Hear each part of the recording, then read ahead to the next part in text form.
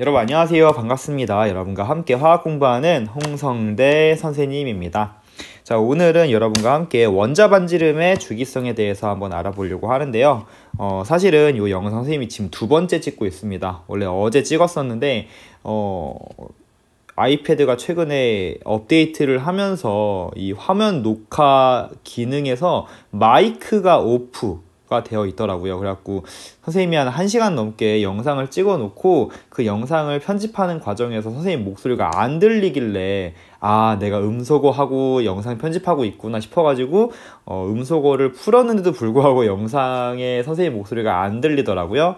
그래서 너무너무 짜증이 나서 그날은 그냥 자버리고 오늘 다시 찍고 있습니다. 그냥 신세한탄 한번 하고 싶어가지고 얘기했어요. 자, 그러면은 원자 반지름의 경향성 한번 개념 설명해 보도록 할게요.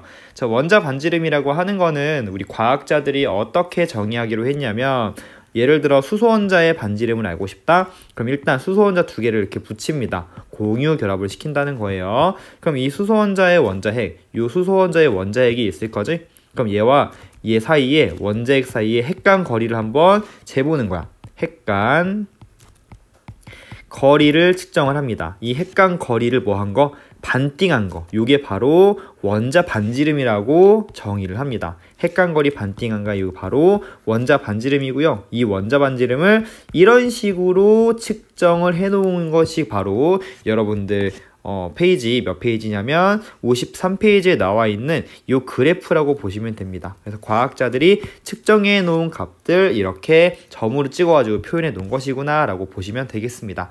자, 근데 실제로 이제 원자 반지름은 핵간거리의 반띵으로 구하긴 하는데, 우리가 이런 식으로 이해를 하고 있으면은, 암기를 하고 있으면은 원자 반지름의 주기성을 이해하기 조금 어려워요. 그래서 여러분들은 원자 반지름을 이렇게 기억하고 있기를 바랍니다. 핵과 전자 사이 거리라고 생각하시면 조금 더 편합니다. 전자 사이, 그치? 전자 사이 거리.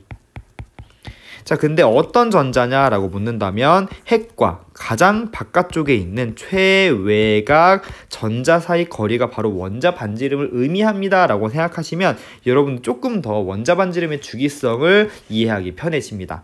자, 우리 그러면은 유유핵전화 배웠던 것처럼 먼저 원자 반지름에 영향을 주는 요인 두 가지를 먼저 알아야 될 것 같아요. 자, 원자 반지름에 영향을 주는 요인 두 가지가 있는데 그 중에 하나가 바로 유효핵전화입니다. 유효핵전화가 커지잖아요. 그러면은 가장 바깥쪽에 있는 최외곽 전자 또는 원자과 전자가 핵전화를 좀 더 효과적으로 느낀다는 뜻이잖아요. 즉 원자핵이 최외곽 전자를 잡아당기는 인력이 세다란 뜻이겠죠. 그치? 그럼 인력이 강하게 작용하게 되면 핵과 전자 사이의 거리가 어떻게 되겠니? 그쵸, 짧아지겠죠. 따라서 유효핵전화 커지는 방향으로 핵과 전자 사이의 거리가 짧아지니까 원자 반지름은 감소합니다 라고 얘기할 수가 있는 것입니다. 즉 원자 반지름에 영향을 주는 요인 중에 유효핵전화가 있는데, 이러한 유효핵전화는 증가하는 방향으로 반지름이 감소하기 때문에 마이너스 요인이라고 얘기할 수가 있는 것이죠. 자, 그럼 또 한 가지 어떤 요인이 있을까요? 우리 전자 껍질수가 있습니다. 전자 껍질수가 증가하면 여러분 어떨까요? 그치, 원자핵과 최외곽 전자 사이 거리가 당연히 멀어지겠죠. 멀어지니까 원자 반지름 또한 증가한다 라고 얘기할 수가 있는 것이겠죠. 전자 껍질수가 많아질수록 핵과 전자 사이 거리가 멀어지니까 반지름을 커지네. 껍질수 증가하니까 반지름 커지네. 우리 플러스 요인이라고 얘기할 수가 있겠죠. 그래서 우리 유효핵 전화와 전자 껍질수에 따라서 반지름이 어떻게 변화하는지를 먼저 정확히 이해를 하시고, 우리는 앞으로 원자 반지름의 주기성을 설명할 때 이 유효핵 전화와 전자 껍질수라고 하는 두 가지 요인으로 설명할 예정에 있다 라고 여러분들 정리해 두시면 되겠습니다.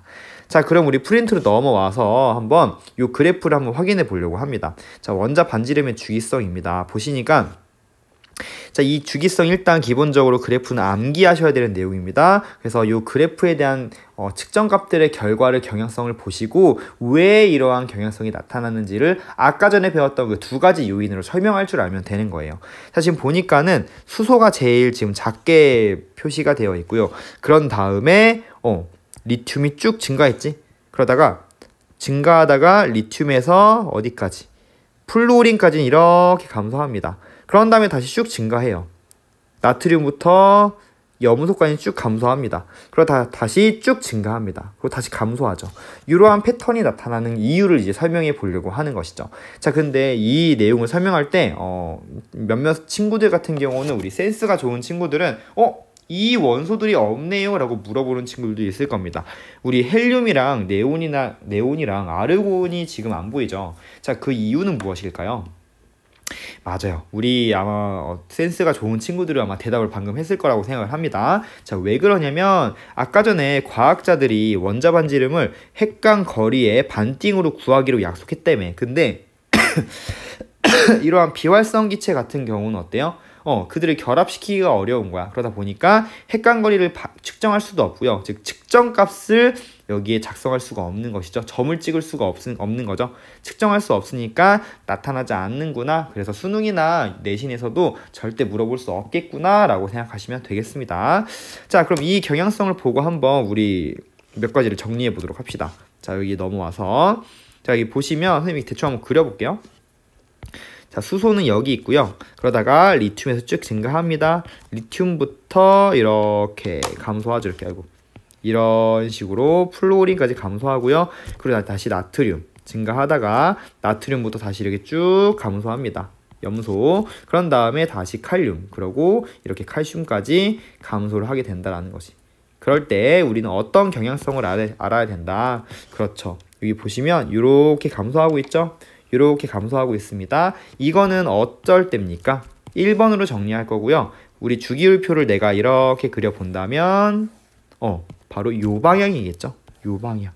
이걸 뭐라고 합니까? 그치, 1번. 주기가 같을 때 지금 뭐가 증가하는 상황이죠? 그치, 원자 번호가 증가하는 과정인 거죠. 원자 번호가 증가하는 방향으로 지금 원자 반지름이 어떻게 되고 있다라는 경향성을 그래프에서 보여주는 거야. 감소하고 있습니다 라는 그 경향성을 보여주고 있는 것이죠. 자, 그럼 그 이유에 대해서 좀 이따 설명을 해볼 거고요. 두 번째, 자, 수소가 여기 있네. 리튬이 여기 있고요. 그리고 나트륨은 여기 있고 칼륨은 여기 있습니다. 지금 전부 다 1쪽이거든요. 1번, 3번, 11번, 19번 이렇게 쓰면 친구들이 선생님 다 외우셨네요 물어보는데 여러분들도 이렇게 외우셔야 돼요. 지금 보니까는 1쪽인 친구들 중에 원자 번호가 증가하는 방향으로 지금 반지름이 증가하고 있죠. 그리고 두 번째로 정리를 할 것입니다. 바로 조기 같을 때 2번 조기 같을 때 지금 밑으로 내려가니까 원자 번호가 증가하는 방향이죠. 조기 같을 때 원자 번호가 증가하는 방향으로 원자 반지름 증가하고 있습니다 라고 되어 있습니다. 자, 이 이유를 좀 이따가 그 유효액 전하와 전자 껍질 수를 가지고 설명을 해볼 예정에 있는 거죠. 자, 마지막으로 지금 보시면 수소에서 리튬 갈 때, 그리고 플루오린에서 나트륨 갈 때, 그리고 염소에서 칼륨 갈 때 보시면은 1주기에서 2주기, 2주기에서 3주기, 3주기에서 4주기 이런 식으로 주기가 바뀌고 있는 것이거든요. 우리 주기 바뀌는 건 이렇게 표현하기로 했다. 그치? 그래서 주기율표에서 주기가 바뀔 때 지금 원자 반지름이 어떻게 되고 있죠? 급격하게 증가하고 있다는 걸 보여주고 있죠. 그치? 자, 요 세 가지의 패턴, 일단은 경향성은 여러분들 반드시 암기하는 사항입니다. 암기하셔야 되고요. 그 이유에 대해서 한번 얘기를 해보겠다는 뜻입니다. 자, 몇 가지로 어떤 요인으로요? 방금 전에 얘기했던 이 유효액 전하와 전자 껍질수를 가지고 한번 이야기를 해보도록 하겠습니다. 자, 주기가 같을 때 원자 번호 커지는 방향으로 우리 유효액 전하. 자, 일단 주기가 같다고 하니까 뭐가 똑같은 상황이죠? 그렇지, 전자 껍질수가 똑같은 상황인 거죠. 그러니까 우리는 이 두 개의 요인으로 원자 반지름을 얘기할 건데 껍질수가 똑같으니까 우리는 유효액 전하의 요인만 조금 경향성만 보면 된다는 뜻입니다. 그럼 주기 같을 때 껍질수가 똑같은데 유효액 전하가 주기가 같을 때 원자 번호 커지는 방향으로 증가한다고 배웠죠? 그러니까 핵과 전자 사이의 인력이 세지고 핵과 전자 사이의 거리가 가까워질 것이니까 반지름은 작아집니다 라고 얘기할 수가 있는 것입니다. 그래서 같은 주기에서는요 원자 번호가 제일 작은 애가 원자 반지름이 제일 크고요 갈수록 점점 쪼그라드는 이러한 현상을 띠는 것이 바로 원자 반지름의 경향성이다 라고 보시면 되겠습니다. 자, 두 번째, 2번. 조기 같을 때 원자번호 커지는 방향으로 왜 원자 반지름이 증가할까? 요걸 한번 설명해 보면, 같은 쪽에서 원자번호 커지는 방향으로 이 유유액전은 어떻게 된다고 배웠죠? 자, 요거 많이 헷갈려 하는데 증가한다고 배웠습니다. 그치? 요 경향성은 암기하는 거예요. 자, 그럼 유유액전하가 같은 쪽에서 원자번호 커지는 방향으로 증가하니까 반지름은 어떻게 되는 거야? 유유액전하는 원자 반지름이 마이너스 요인이었잖아요. 즉 감소하는 거죠. 그치?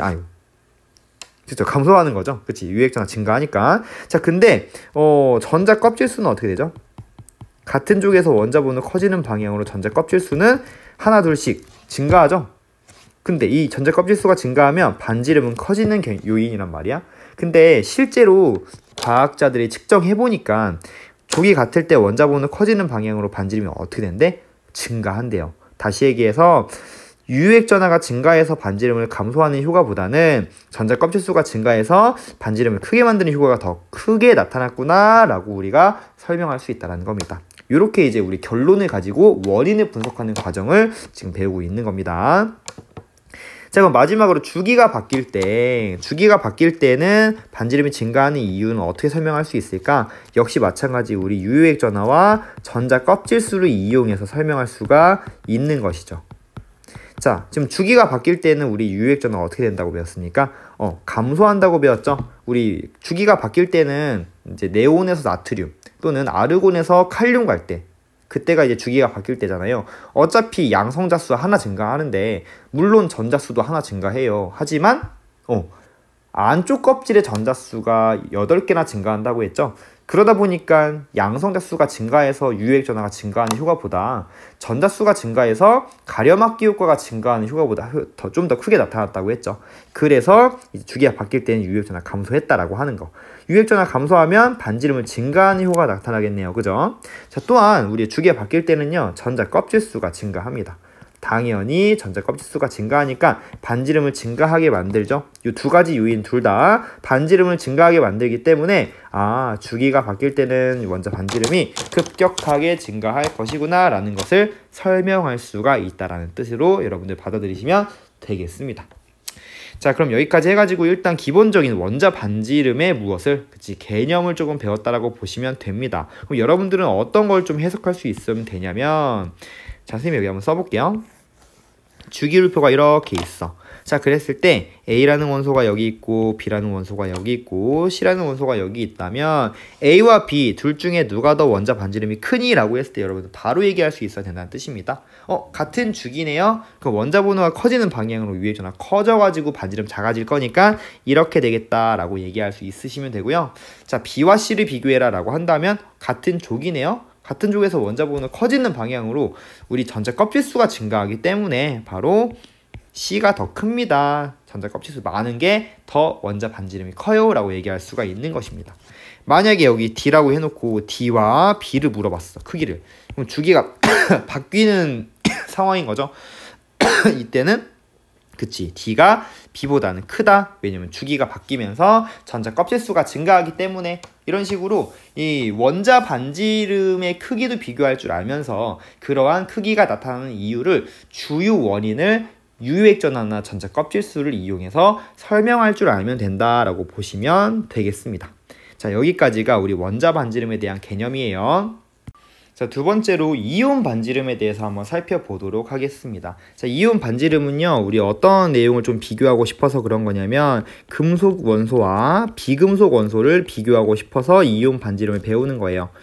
그래서 금속과 비금속은 각각 이제 안정한 이온을 형성했을 때 양이온과 음이온으로 이온화가 되잖아요. 그랬을 때 반지름이 증가하는지 감소하는지에 대한 경향성을 배운다고 보시면 되겠습니다. 그럼 첫 번째로 금속 먼저 볼게요. 자, 금속 원소 같은 경우는 안정한 이온을 형성하면 전자를 뭐 하는 경향성이 있습니까? 그치, 버리는 경향성이 있죠. 그래서 금속 원소 같은 경우는 원자과 전자를 모두 버리면서 양이온이 되려는 성질이 있는 친구들입니다. 즉 금속 원자일 때와 그리고 양이온일 때 이 반지름이 어떻게 변화하는지를 우리가 지금부터 살펴볼 예정에 있다는 것이죠. 대표적인 예시를 들어서 설명하면 편한데요. 바로 3번에 리튬을 가지고 한번 이야기를 해보도록 하겠습니다. 리튬의 전자 껍질 모형을 한번 그려볼게요.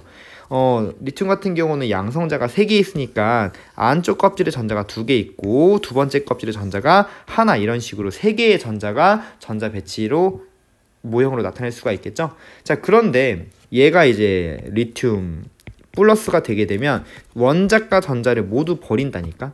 그러면은 양성자는 3개 있지만 안쪽 껍질에 전자가 2개 남아있는 헬륨의 전자 배치랑 똑같아지겠죠. 그럼 이랬을 때 리튬 원자가 반지름이 크냐 아니면 리튬 양이온이 반지름이 크냐라고 물어본다면 여러분 보자마자 딱 느껴지죠. 누가 더 커 보입니까? 그치, 리튬 원자가 더 커 보이죠. 리튬은 이온이 될 때 반지름이 감소하는 특징이 있어요. 자, 그럼 그 이유를 어떻게 설명하면 될까? 우리 반지름을 설명할 때는 우리 유효액 전하와 전자 껍질수 이 두 가지로 설명하기로 했죠. 그 중에 주요 원인은 누구 때문일까? 맞습니다. 얘는 전자 껍질수가 줄어드는 거죠. 그래서 원자과 전자를 전부 다 버리다 보니까 전자 껍질수가 감소하기 때문에 우리 원자 반지름이 감소하는 거야 라고 설명하시면 되겠습니다. 즉 전자 껍질수가 감소하기 때문에 원자가 이온이 될 때 반지름이 줄어듭니다 라고 설명하시면 되겠죠. 자, 그럼 두 번째, 비금속 원소는 어떨까 이제 한번 설명해 보겠죠. 비금속 원소 같은 경우는 비금속, 얘네는 일반적으로 전자를 얻어서 음이온이 되려는 성질이 있는 친구들이죠.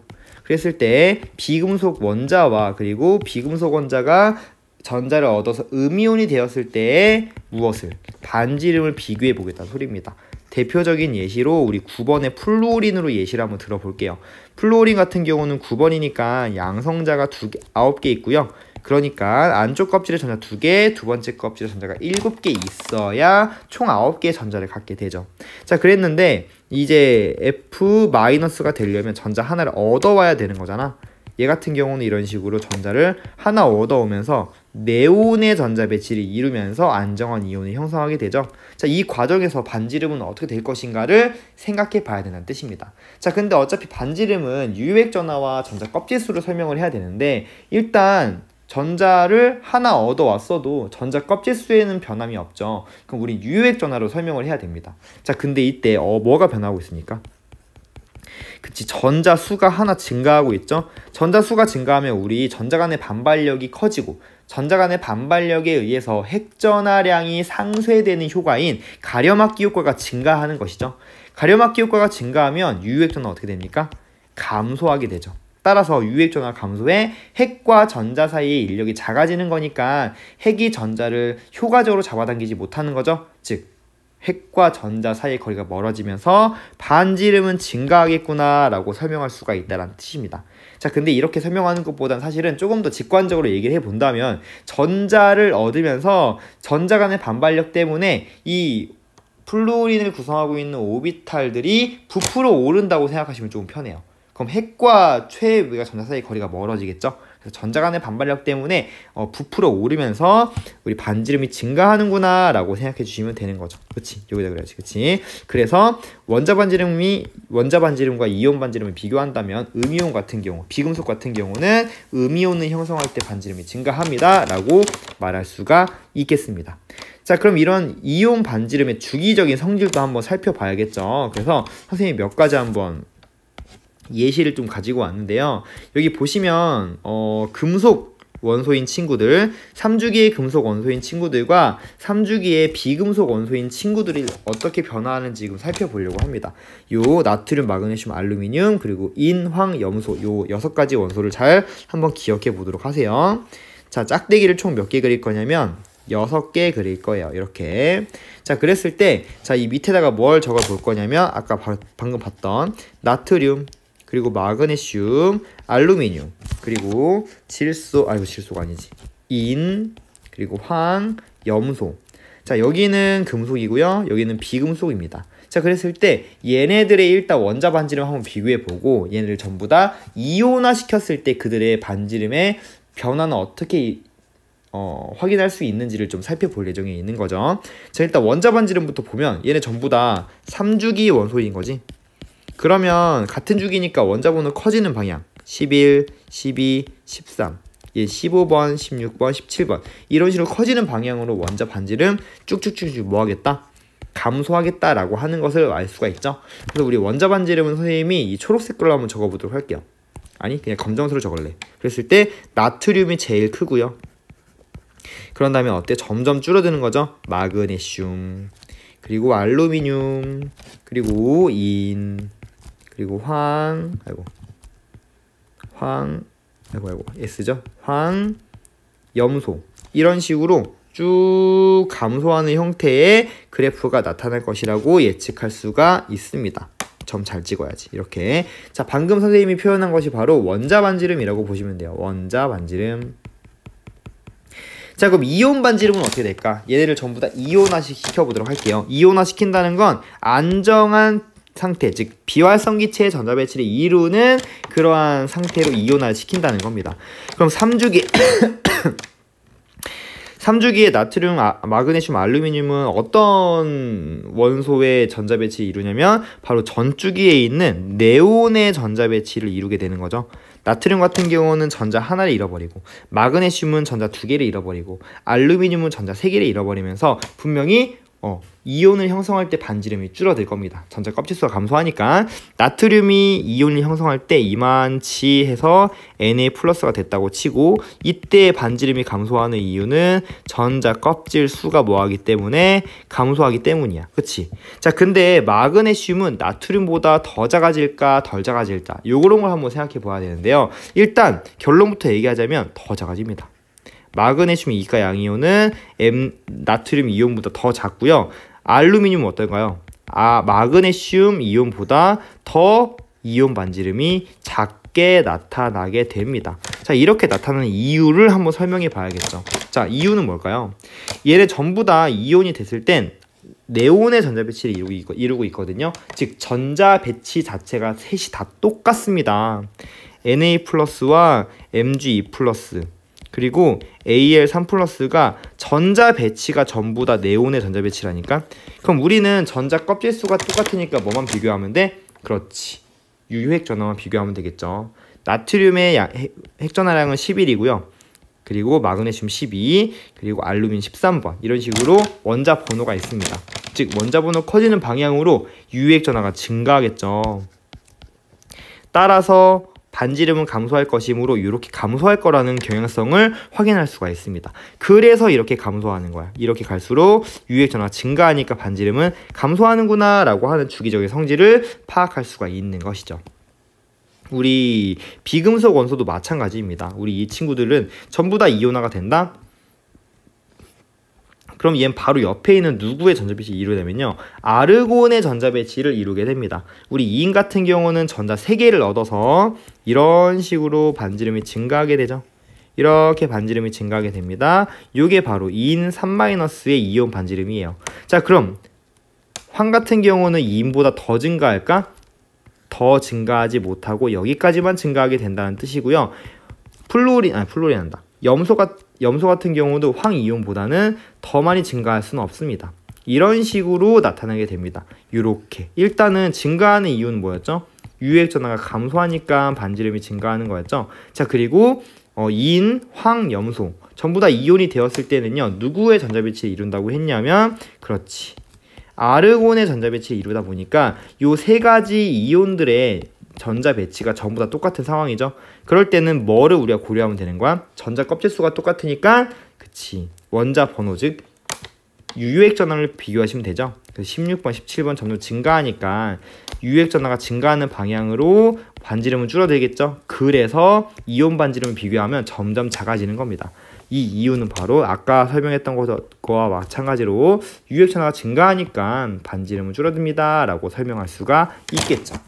그래서 여기 나와 있는 금속 양이온의 반지름을 그들끼리 비교한다면 원자번 증가하는 방향으로 이온 반지름은 감소한다는 뜻이고요. 역시 마찬가지 비금속 음이온의 반지름 또한 그들끼리 비교한다면 원자 번호가 증가하는 방향으로 이온 반지름은 감소합니다. 자, 근데 금속 양이온과 비금속의 음이온을 비교한다면 전자 껍질 수가 하나 더 많은 비금속의 음이온이 아르곤의 전자 배치, 그리고 금속의 양이온이 우리 네온의 전자 배치를 하고 있기 때문에 비금속의 음이온이 조금 더 크게 나타난다라는 거. 즉, 요 부류랑 비교했을 때 비금속의 음이온이 조금 더 원자 반지름, 이온 반지름이 크게 나타난다라고 설명할 수가 있다라는 뜻입니다. 알겠죠? 자, 마지막으로 우리 등전자 이온 관계의 원소들의 이온 반지름의 주기적인 성질을 조금 확인해보는 시간을 가져볼 겁니다.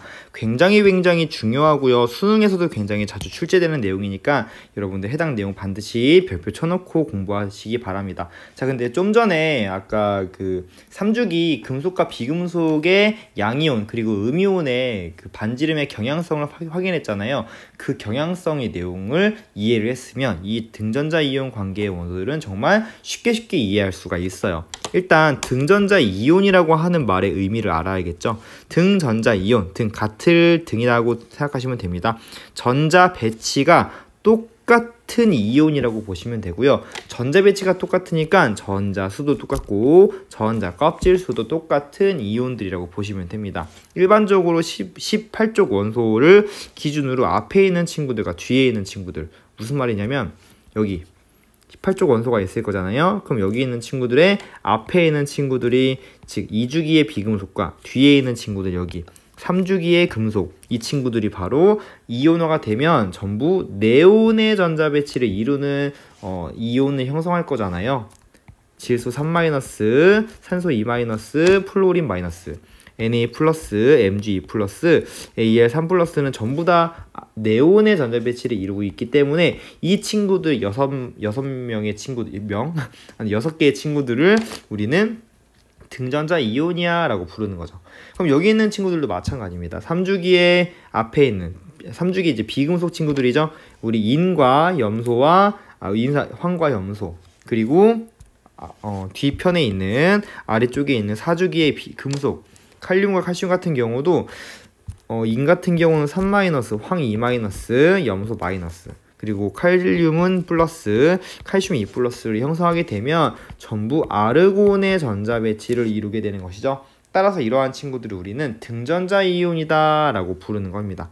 그래서 등전자 이온 관계에 있는 친구들의 주기성, 반지름의 주기성을 어떻게 표현할 수 있는지를 배운다고 보시면 되겠습니다. 자, 역시 마찬가지 한번 선생님이 등전자 이온 관계에 있는 원소들을 한번 가지고 와봤습니다. 이 친구들은 2주기의 비금속이고요. 이 친구들은 3주기의 금속 원소들입니다. 그럼 얘네들의 일단 원자 반지름부터 한번 비교를 해볼까요? 우리 원자 반지름 같은 경우 얘네는 앞에 있는 얘는 2주기고 뒤에는 얘는 3주기니까 일단은 주기가 다르네요. 따라서 일단 같은 주기끼리 비교해 본다면 질소와 산소와 플로린 비교해보면 같은 주기에서 원자번호 커지는 방향으로 점점 작아진다고 했죠. 유액전화 증가하니까. 역시 마찬가지 3주기도 마찬가지입니다. 나트륨, 마그네슘, 알루미늄 순서로 점점 작아질 거예요. 그런데 주기가 바뀔 때는 어떻게 됩니까? 전자 껍질 수가 하나 증가하면서 반지름이 급격하게 증가했죠. 따라서 2주기의 비금속보다는 3주기의 금속 원소들이 조금 더 반지름은 클 것으로 예상이 됩니다. 자, 그래서 이런 식으로 반지름을 예측할 수가 있어요. 이게 질소, 그리고 이게 산소, 이게 플루오린이라면 이렇게 감소하다가 급격하게 슉 하고 증가하겠죠. 슉, 이게 나트륨, 그리고 나트륨부터 또 이렇게 감소하는 형태를 띠게 될 것으로 예상할 수가 있다라는 것입니다. 이게 바로 지금 선생님이 원자 반지름의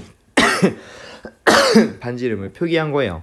자, 그럼 얘네들 전부 다 이온화를 시켜볼게요. 그럼 이온화를 시킨다는 건 얘네들을 전부 질소 3-, 산소 2-, 플로린 -, Na+, Mg 2+, 그리고 Al3+, 전부 다 네온의 전자 배치를 형성하게끔 이온화를 시킨다는 거죠. 그러면 얘네들 같은 경우 전자 수도 똑같지, 전자 껍질 수도 똑같습니다. 지금 뭐만 다르냐면요, 그들의 원자 번호, 즉 원자 핵에 존재하는 양성자 수만 지금 현재 다른 상황이거든요.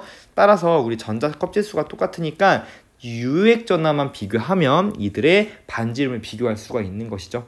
갈수록 오른쪽으로 갈수록 우리 원자 핵 전화량이 증가하니까 유액 전화가 증가하겠죠. 따라서 오른쪽으로 갈수록 반지름이 점점 감소하는 형태를 띠게 될 것이구나 라는 것을 예측할 수가 있고요. 우리 앞에 있는 이 비금속 친구들 같은 경우는 이온을 형성할 때 이렇게 N3- 그리고 산소 2- 그리고 플루오린 마이너스가 될 때 전부 다 반지름이 증가하지만 이렇게 원자번호 커지는 방향으로 반지름이 이렇게 감소할 것이다 라는 경향성을 얘기할 수 있는 것이고요. 나트륨, 마그네슘, 알루미늄 역시 마찬가지 이런 식으로 전부 다 감소하는 형태를 띠겠죠. 그치? Na+, 그리고 Mg 2+, Al 3+. 그래서 얘네들은 이런 식으로 금속 이온이 양이온이 될 때 반지름이 감소하겠지만 바로 플루린보다 더 감소한다라고 하는 거. 이러한 형태를 띠게 되는 이유는 전부 다 등전자 이온, 즉 전자수와 전자 껍질수가 똑같기 때문에 유액 전하가 증가하는 방향으로 반지름은 감소하기 때문입니다 라고 우리가 정리를 할 수가 있겠죠. 그래서 아까 얘기했던 어떤 원소들도 여기 3주기 비금속과 4주기 금속 원소들 또한 똑같은 형태로 우리가 설명할 수가 있겠다라고 보시면 됩니다. 여기 나와 있는 요 그래프가 바로 등전자 이온의 그래프가 되는 것이고요. 얘네들 질소, 산소, 플루오린 이렇게 감소하다가 증가하고 감소하는 거는 원자 반지름이 되는 것이고 이렇게 쭉 감소하는 이게 바로 이온 반지름의 경향성이다 라고 보시면 되겠습니다. 자, 이렇게까지 해가지고 우리 반지름에 관련된 개념을 모두 정리했다고 보시면 되겠습니다. 너무너무 고생 많았고요. 다음 시간은 이온화 에너지에 대한 개념으로 찾아보도록 하겠습니다. 고생 많았습니다. 안녕.